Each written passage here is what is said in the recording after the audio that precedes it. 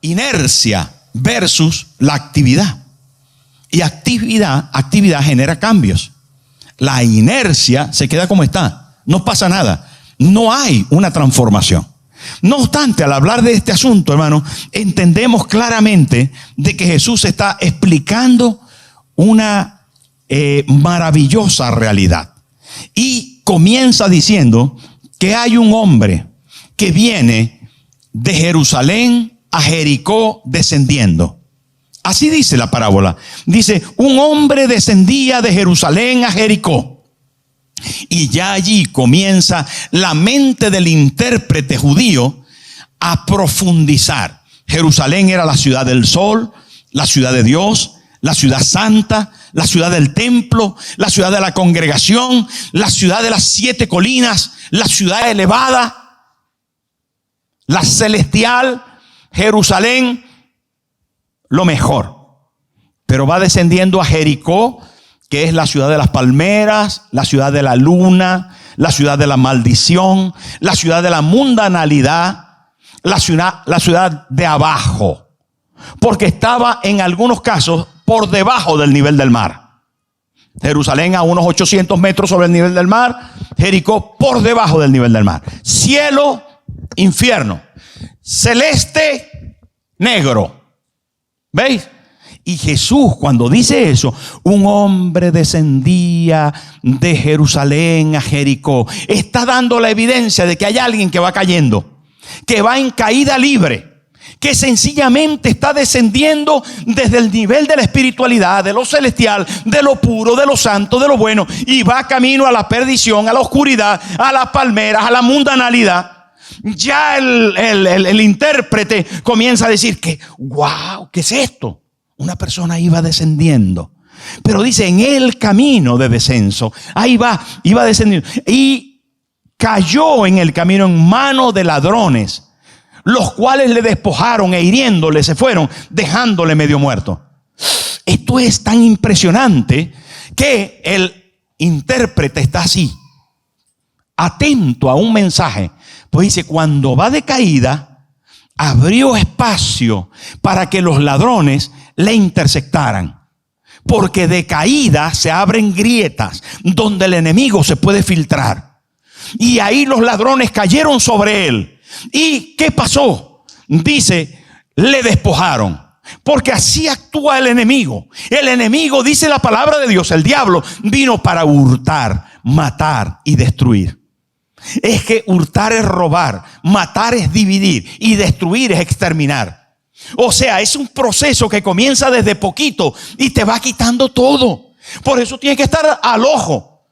Ojo. ¿Por qué? Porque cuando tú comienzas a descender en la vida espiritual, cuando tú comienzas a declinar, abres espacios y se te va quitando de a poco lo que Dios te ha dado.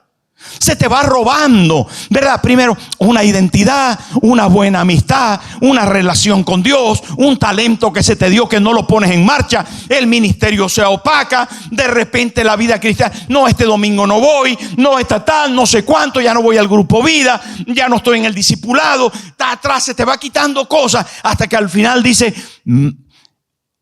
estoy perdiendo, dice, le despojaron. Y le hirieron, dejándole como medio muerto. ¡Wow! Es que el intérprete sabía que había gente que estaba muerta en sus delitos y en sus pecados. Muerta a la ley, muerta al cumplimiento de la palabra, muerta en lo espiritual. Veis que todo esto es muy luminoso, pero Jesús le está intentando explicar quién es tu prójimo. No lo pierda de vista. No lo pierda de vista. El caso es que el prójimo era alguien que estaba sufriendo y que ahora estaba herido. Herido, mal herido, porque quedó ahí tirado, sangrando, con heridas abiertas, según el proceso de curación que tiene a continuación. De manera que entramos otra vez en el dolor, en la teología del dolor.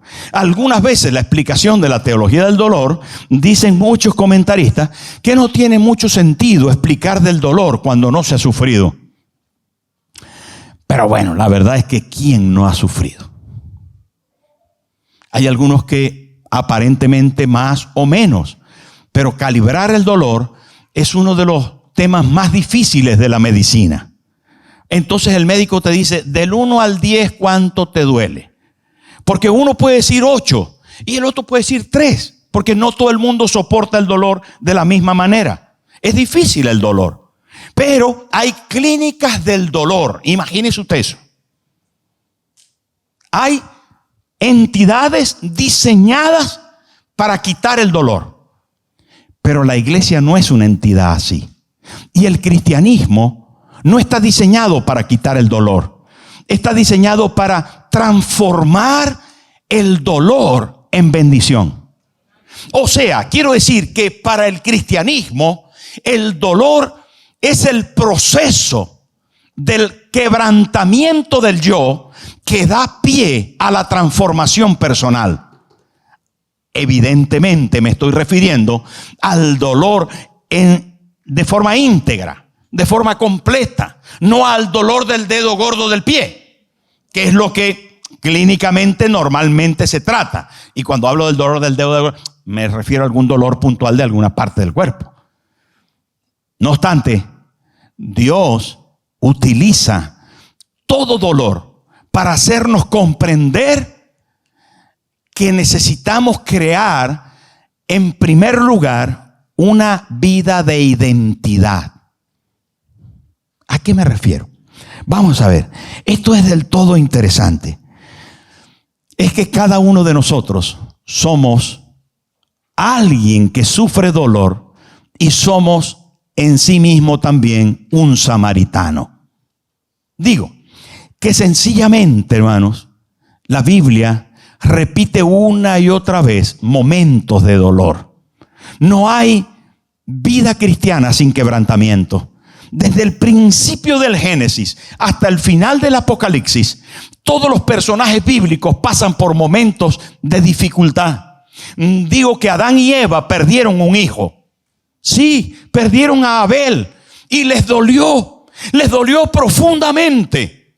Pero fueron de alguna forma compensados con Set. Nadie puede compensar a un hijo perdido. Si usted de alguna manera un día tuvo la terrible experiencia de perder a un hijo, se dará cuenta que es irreemplazable. Perder un familiar cercano, un padre, una madre, es irreemplazable. No obstante, la Biblia nos enseña desde todo ámbito que la muerte, que el dolor, que el sufrimiento produce vida, produce nuevas etapas, garantizan transformación en el futuro. La misma naturaleza nos enseña eso. Que el verano, ¿verdad?, es seguido por el invierno, por la primavera, por el otoño. Por cada paso, ¿verdad? Viene después del verano, pues viene el otoño y después viene el invierno. Y luego en el mes de marzo, abril, mayo, vuelve a surgir toda la naturaleza. Porque es un morir para vivir. Si el grano de trigo no cae en tierra y muere, no puede llevar fruto. Y algunas veces nosotros no comprendemos que necesitamos vivir el dolor, que necesitamos vivir el quebrantamiento. Por eso sabiamente el apóstol Santiago dijo: gozaos, tened por sumo gozo cuando os halléis en diversas pruebas, sabiendo que la prueba de vuestra fe produce paciencia. Y es importante, hermano, asumir una identidad como cristianos de que en algún momento va a venir el dolor y que ese dolor se va a transformar en un nuevo tiempo, en transformación, en cambio, en vida, en fortaleza, en bendición, en que todas las pruebas van a resultar en bien y que nuestro carácter va a ser transformado, fortalecido, bendecido, porque sencillamente vamos a asumir que cada día necesitamos dar lugar a Dios en cambio de al yo personal. Es el quebrantamiento del yo. El quebrantamiento del yo, porque nadie quiere sufrir. ¿Quién quiere sufrir? Nadie. Es un horror sufrir. Es una cosa que está en contra de lo que nosotros somos. No obstante, lo necesitamos. Ahora, cuando hablamos acerca de esto, nos damos cuenta de que sencillamente dentro de la Escritura encontramos a un hombre sufriendo allí en el camino de la vida. Y comienza un interesante desfile. Y la primera persona que pasa por el camino de este es un sacerdote. ¿Saben qué? Ahondando en este asunto, estaba pensando que un sacerdote no era cualquier persona.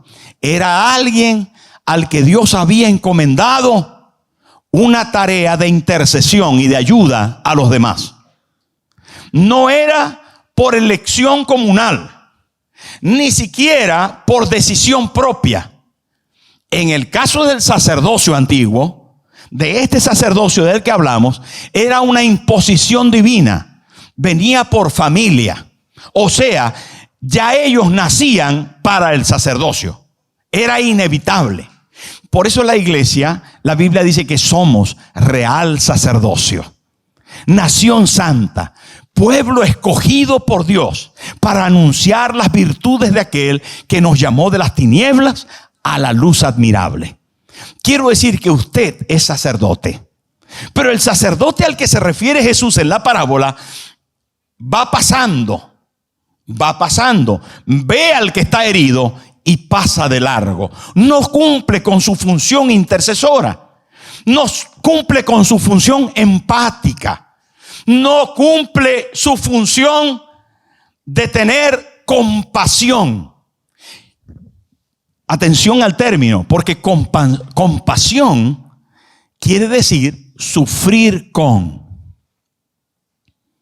Compasión es sufrir con. Y el sacerdote debió haber cumplido su labor y acercarse al herido, pero no lo hizo así. Así que hay alguien que está herido y hay alguien que no lo está tomando en cuenta. Siendo sacerdote, agárrate. Jesús está diciendo, este no es el prójimo que yo quiero que sea. Así que el sacerdote incumple su deber. Pero también dice que pasó por allí un levita.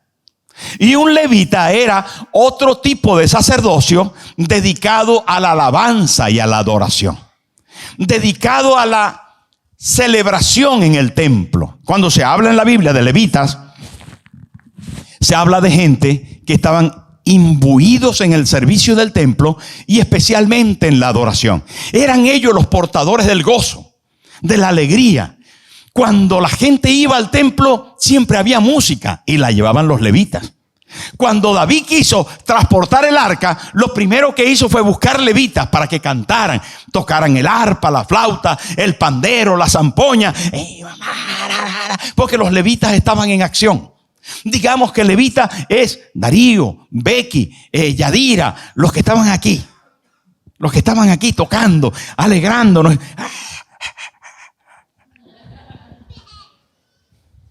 El levita pasó. Podía haber agregado gozo y alegría. Podía haber compartido, cantado. Podía darle un poco de esencia a la vida del sufriente, pero no lo hizo. Pasó de largo. Mire, Jesús con puntería escoge a la gente del templo. ¡Qué impresionante! O sea, recurre a lo más santo y sagrado de toda la casa de Dios. Esto es muy importante. Es muy importante porque está buscando identidad entre los que debería encontrar. Y no encuentra gente que realmente entienda que la vida cristiana no solo es amar a Dios, sino también hay que amar al prójimo, y que se debería amar manteniendo una identidad con el Dios que nos ha ayudado y que nos impulsa a ayudar. Pero ahí viene el Señor Jesús Y de forma súper luminosa dice, y pasó un samaritano. Y el samaritano era alguien verdaderamente interesante mencionado en esta parábola. Porque era una persona que contaba de antemano con descrédito. Digo que era gente que estaba calificada como fallida. Lo explico mejor. Es que los samaritanos eran una raza que se había mezclado de judíos con gentiles. Y los judíos los rechazaban. De hecho, nadie iba a las ciudades de Samaria. Porque los samaritanos estaban como manchados. Se habían mezclado con los gentiles. Y eso les hacía que no podían relacionarse con los judíos. Acuérdese cuando Jesús llega al pozo de Jacob y hay una mujer que está sacando agua y Jesús le dice, mujer, dame de beber. ¿Se acuerdan? Mujer, dame de beber. Y la mujer se asusta y le dice, ¿cómo tú siendo judío me pides a mí de beber, que soy una mujer samaritana? Porque judíos y samaritanos no se tratan. ¿Qué cosa, no? Pero eso es impresionante. Rompe las barreras religiosas, raciales, culturales, étnicas, sociales, económicas. Jesús rompe las barreras para acercarse. Y otra vez lo está haciendo en esta parábola. Otra vez está poniendo a los peores como los mejores. Y eso se utiliza una y otra vez. Los centuriones romanos son mencionados siempre en la Biblia como gente buena. Y es que eran los peores porque eran los que estaban presionando al pueblo judío por la política y la economía y les cobraban impuestos y los tenían sometidos. En cambio, Jesús, siempre que se habla de un centurión, habla de una persona buena. Increíble, un centurión bueno. Solo lo menciona Jesús. Pero es que es así. Es así. Y otra vez Jesús dice, un samaritano pasando. Mire qué cosa más bonita. Iba de camino y primero vino cerca de él. Ah, amigo, no solamente está tomando una identidad cristiana, una identidad celestial, al comprender que Dios, al querer salvarnos y visitarnos en nuestro dolor, en nuestra perdición, en nuestra deshumanización, se acercó en la persona de Jesús. Ahora, ¿quién es Jesús? Jesús es mitad y mitad, mitad hombre y mitad Dios. ¿Quién era el samaritano? Mitad judío, mitad gentil. ¿Qué hizo Jesús? Se acercó. ¿Saben por qué? Porque no solamente, hermano, Dios se quiere acercar al que está herido, sino que manda que la iglesia se acerque al que está herido. Ahora, no solamente tú asumes el rol de que necesitas ser tratado en el dolor, ni necesitas aceptar el dolor, sino encima ir y acercarte al que está dolido. Ayudar a otra persona en su dolor. Ser empático. Meterte en los zapatos rotos del otro para pisar la colilla. ¡Ay! Porque tiene un hueco el zapato. ¿Se da cuenta de lo que le estoy diciendo? Le estoy diciendo que usted se mete en los zapatos rotos del otro para sufrir el dolor que el otro tiene. Se quita su zapato nuevo y se pone zapato roto. Pero yo, si tengo un zapato nuevo, ¿cómo voy a poner zapato roto? Para sufrir, que piso la colilla, que piso el chicle y sé de qué sabor es. Porque me llega directo.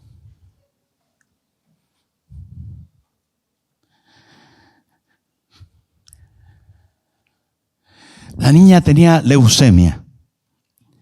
Leí un escrito que decía, la niña tenía leucemia y tenía dolores profundos. El papá llegó a verle y le dijo al papá, ¿cómo estás? Papá, me duele mucho, estoy sola, papá, no estoy bien. Comenzó la niña a quejarse, a dolerse. Y le dijo el papá: mi amor, pero Dios está contigo, el Señor te acompaña, siempre está contigo. Y ella dijo: sí, papá, yo sé que Dios está conmigo, pero necesito aquí a alguien que tenga piel. Necesito a alguien que tenga piel. Y sabe, hermano, Dios comprende que el ser humano necesita a alguien con piel. Por eso Él vino a esta tierra y se hizo hombre. Por eso Dios se hizo hombre y habitó entre los hombres. Y dice: y vimos su gloria.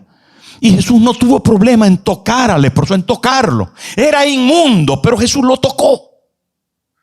Pero ahora necesita las manos de la iglesia que toquen al leproso, que toquen al necesitado, que den una palmadita en el hombro del cansado, del frustrado, del pecador, del que está mal. Hermano, esto es un tema difícil. Y yo sé que usted puede decir: pero a mí nadie me lo ha hecho conmigo. Bueno, es posible y lo sentimos profundamente. Pero por eso esta palabra, para reflexionar y comenzar a hacerlo nosotros, porque es posible que estemos cosechando de lo que sembramos. Digo, de la nada que sembramos, cosechamos la nada. O de lo que sembramos, estamos cosechando.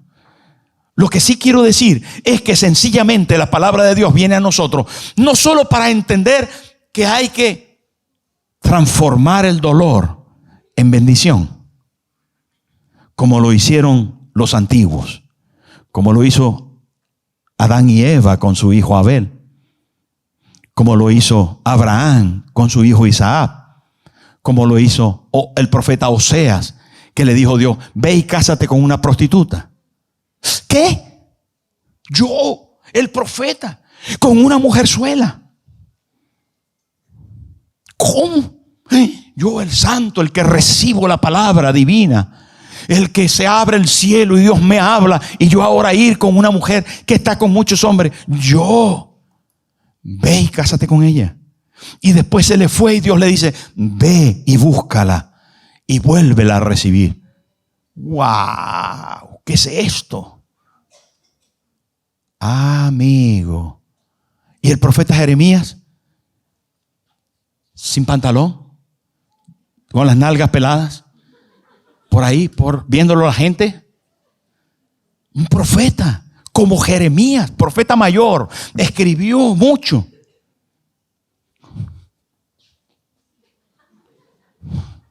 ¿Saben cómo lo llaman? El profeta llorón. Lo apedrearon, lo insultaron, se negaron a recibir la palabra profética, lo acosaron, o sea, una vida de cachito, de cuadrito. Amigo, pero ¿y la iglesia primitiva?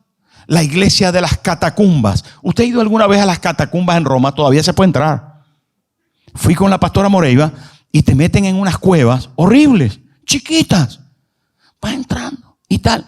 Y todavía se pueden conseguir pequeñas lámparas de barro que utilizaba cada quien para entrar entre las cuevas interiores debajo de la tierra para ir y reunirse.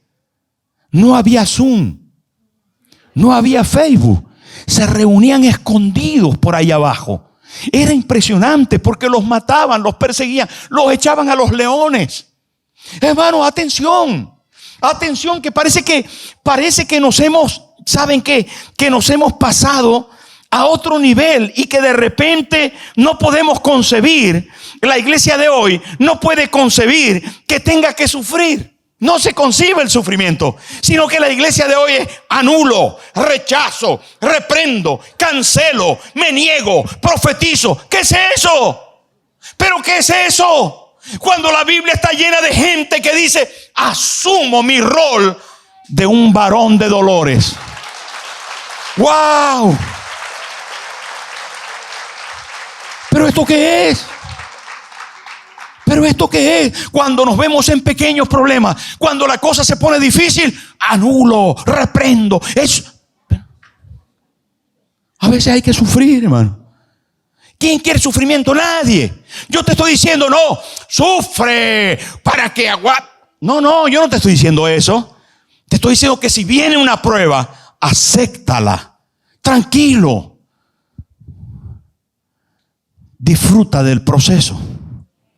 Bienvenido al club de lo que Isaías llama en el capítulo 53, varón de dolores, experimentado en quebranto, y como que escondimos de él el rostro, fue menospreciado y no le estimamos. Mas él herido fue por nuestras rebeliones, molido por nuestros pecados. El castigo de nuestra paz fue sobre él, y por su llaga fuimos nosotros curados. Ahí está. Pero pastor, Él lo hizo por mí para que yo no tuviera que sufrir. Jesús dijo, si del árbol verde hicieron leña, ¿qué será del seco? Te viene leña. Te viene leña. Pero cuando te venga leña, no es que yo quiera que te venga leña, es que te va a venir. Es que si no has sufrido hasta ahora, pues un día tendrás que sufrir. Pero lo que es importante, vuelvo a repetir, es que tenemos que recordar al apóstol Santiago, que dice, tened por sumo gozo cuando os halléis en diversas pruebas, sabiendo que la prueba de vuestra fe produce paciencia. Hermano, lo bonito de esto es que en medio de la prueba, del sufrimiento, del dolor, en medio de la circunstancia y del revés, ¿saben qué? Somos quebrantados y somos formados a la imagen de Cristo. Somos formados. Deja que su mano te vaya formando. Y hay cantidad de parábolas, no solamente esta, sino que aquel buen samaritano se acercó. Hermano, y cuando uno ve lo que le dio al que estaba herido, entendemos el pasaje de forma muy bonita. Y es que limpió sus heridas con vino. Hay quien el vino se lo toma y hay quien el vino lo comparte y le echa en la herida del otro. Él llevaba vino y llevaba vino para su comida, pero se lo echó en las heridas, porque el vino, teniendo alcohol, hace que se pueda utilizar como para lavar las heridas de forma muy efectiva. Pero encima del vino puso aceite. ¿Para qué llevaría aquel samaritano aceite? Bueno, para el pan. Llevaba para echarle al pan. Llevaba para su consumo. Estoy hablando de dos elementos que él tenía para sí, pero que de repente pensó que podían valer bien para el otro y lo usó. Pero no solamente llevaba vino y llevaba aceite, también llevaba un caballo. El caballo no se lo comió, sino que lo usó para llevar al herido. Subió al herido en el caballo y lo llevó al mesón. Y me llama la atención en el versículo 35, que dice, otro día al partir, parece que no fue al otro día, ni al otro día, sino que deja abierta la posibilidad de que hubiera pasado más de un día. Bueno, vamos a ver, samaritano, tú que ibas pasando por el camino, ¿a dónde ibas? ¿Qué propósito llevabas? ¿Quién te estaba esperando al final de tu camino? ¿Cómo pudiste haberte retrasado tanto tiempo ocupándote en alguien que tú no conoces? Entonces tenemos aceite, tenemos vino, tenemos caballo, tenemos tiempo de calidad. Y además dice, sacó 2 denarios y se los dejó al mesonero y le dijo, cuídamele.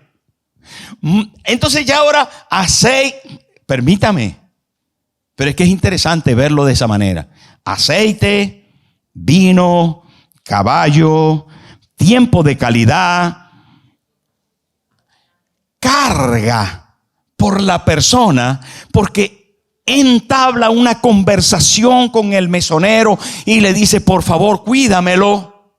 Y encima se endeuda. Se endeuda, dice, y todo lo que gastes de más, yo te lo pagaré cuando regrese.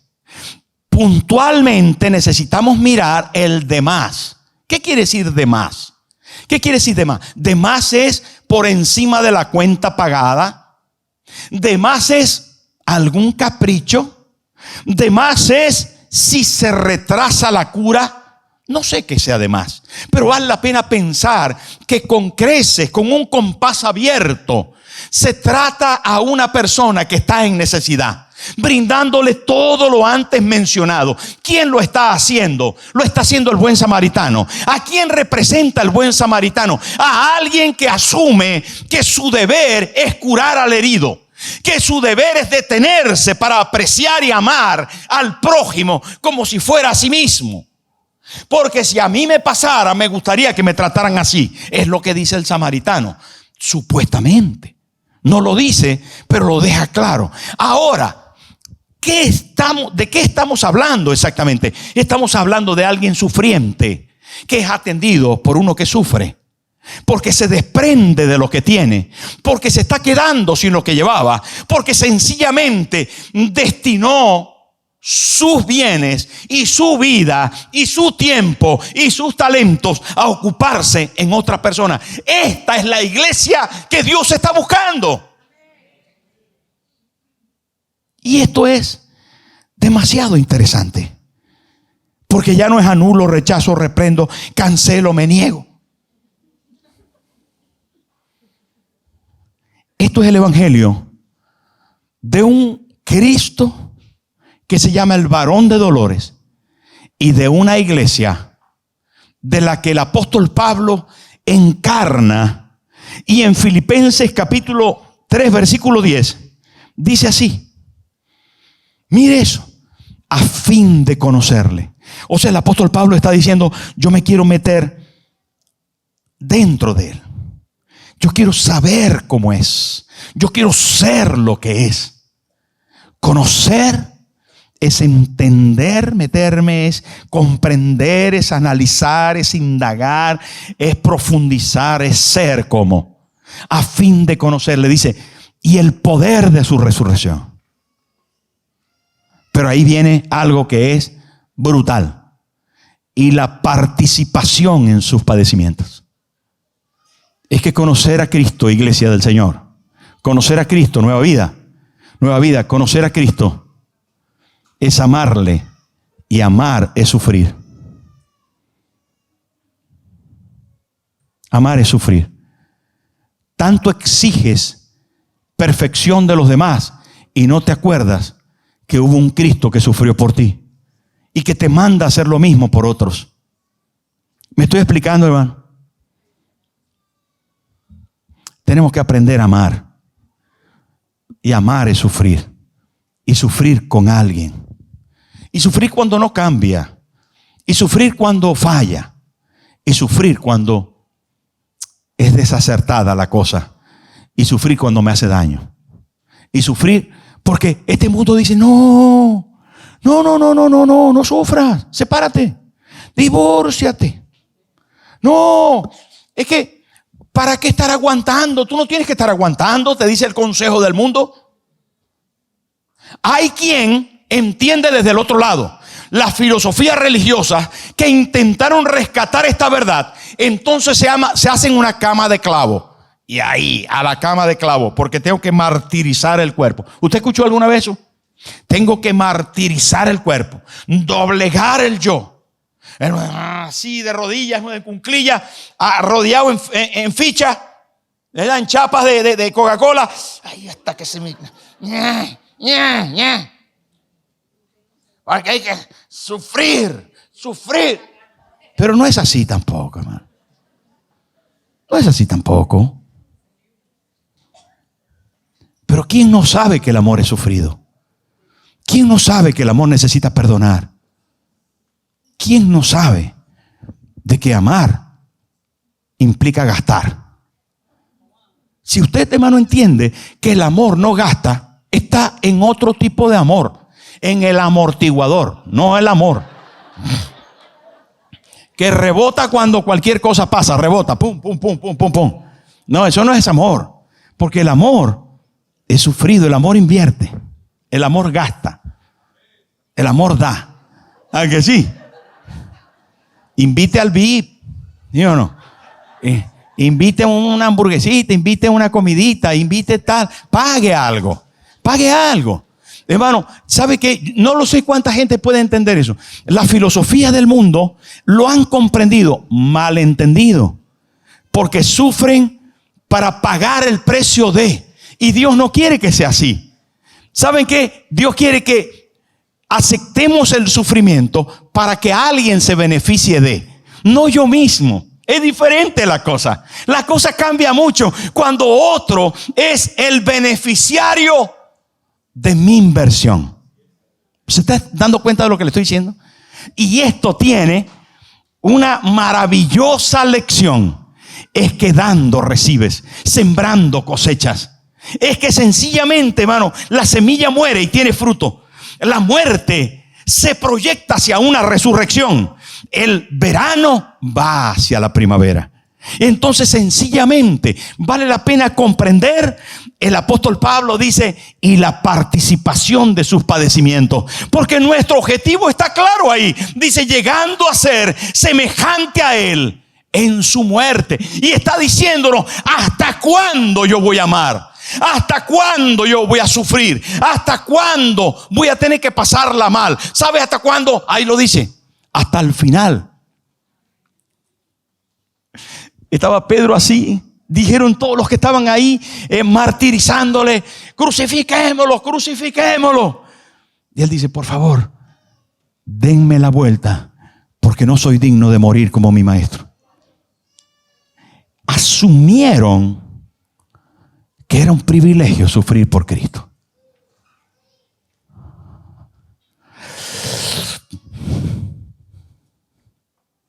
Termino diciéndole que es real lo que la historia enseña. Vino una peste a Roma en el tiempo de la iglesia primitiva. Pasados unos años, vino una tremenda peste. La iglesia había sido perseguida. Vivía todavía algunos en las cavernas y otros ya habían salido. Había un tiempo de más o menos aceptación. Era un poco más del siglo I. Y vino una peste horrible a Roma. Las familias de Roma estaban siendo infectadas por esa peste. Era una especie de llagas que al ver los primeros síntomas, las familias tenían la obligación de sacar a los familiares de la ciudad, yéndose a vivir con ellos a otra parte. Pero lo que hacía la mayoría de la gente era que los sacaba fuera de la ciudad y los abandonaban afuera para que murieran y no infestara la ciudad. Había un gran grupo de hermanos de la iglesia primitiva que pusieron un sanatorio fuera de la ciudad. Recogían a estas personas y los llevaban, los alimentaban y los cuidaban hasta que se recuperaran de tal forma que sanos pudieran volver con su familia dentro de Roma. Cuando comenzaron a volver las personas sanadas, entre otras cosas por el poder de Dios milagroso, la gente de Roma comenzó a convertirse de forma multitudinaria. ¿Saben qué? No hay mayor lección que el amor. Pero el amor implica riesgo. El amor implica sacrificio. El amor implica dolor. Y querida iglesia, para esto pastor vino de Dallas a decirnos esto.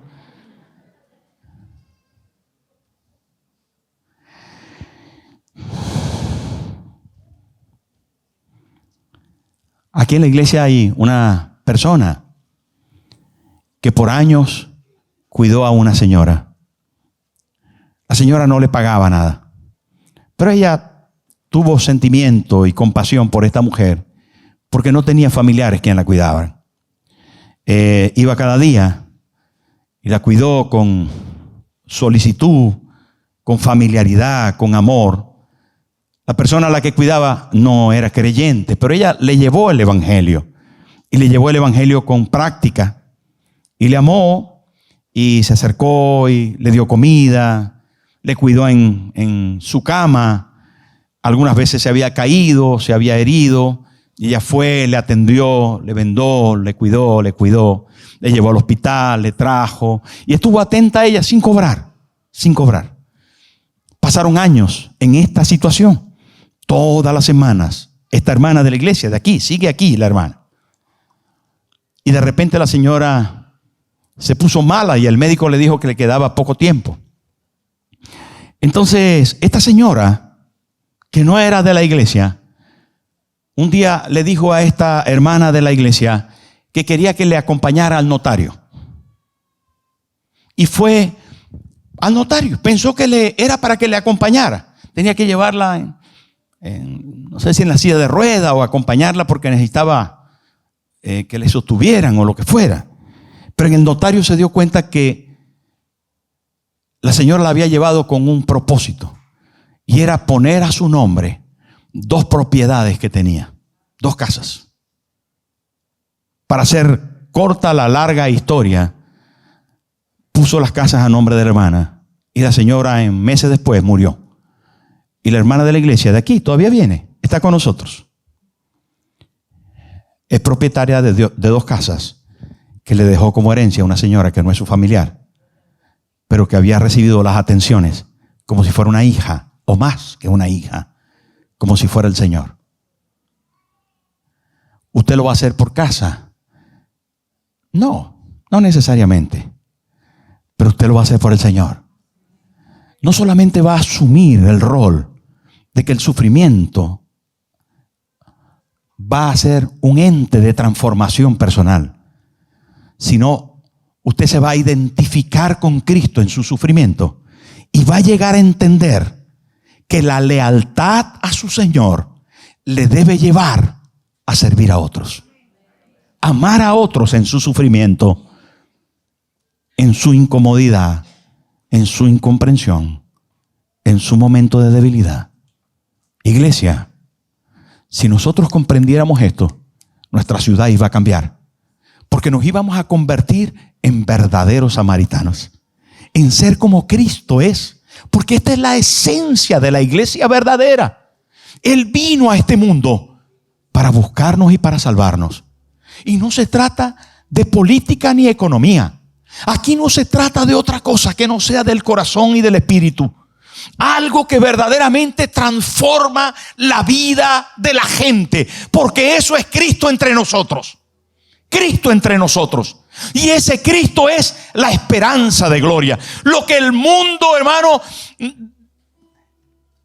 está necesitando con urgencia.